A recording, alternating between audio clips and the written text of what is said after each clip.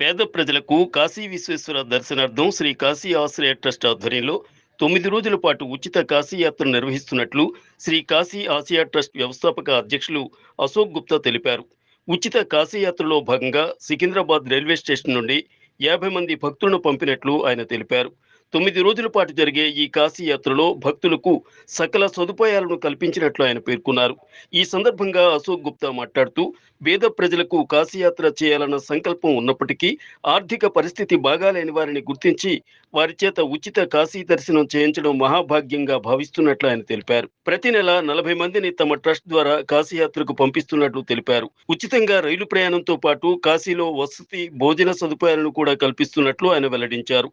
దేశంలో ఎన్నో ఆధ్యాత్మిక స్వచ్ఛంద సంస్థలు ఉన్నప్పటికీ కాశీ ఆశ్రయ ట్రస్ట్ మాత్రమే ఇలాంటి మహత్కార్యానికి పూనుకున్నట్లు ఆయన పేర్కొన్నారు.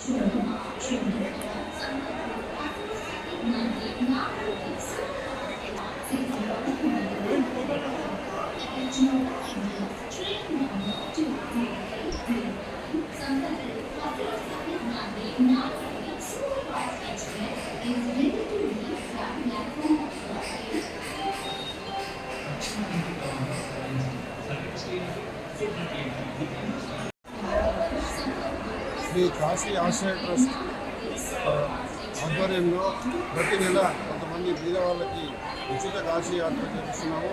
అందులో భాగంగా ఈ నెల సుమారు 51 మంది ఈరోజు కాశీకి వెళ్తున్నారు. ఇప్పుడు స్టేషన్ నుంచి వాళ్ళని రావడం జరిగింది.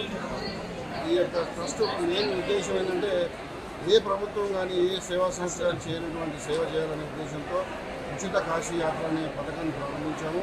గత సంవత్సరం శివరాత్రి రోజు ప్రారంభించినటువంటి ఈ సేవ ప్రతి నెల కొంతమందిని పంపించడం జరుగుతుంది.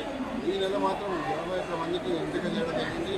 మా యొక్క దాతల సహకారము నిధుల లభ్యత బట్టి వారిని ఎంపిక చేస్తుంటాము.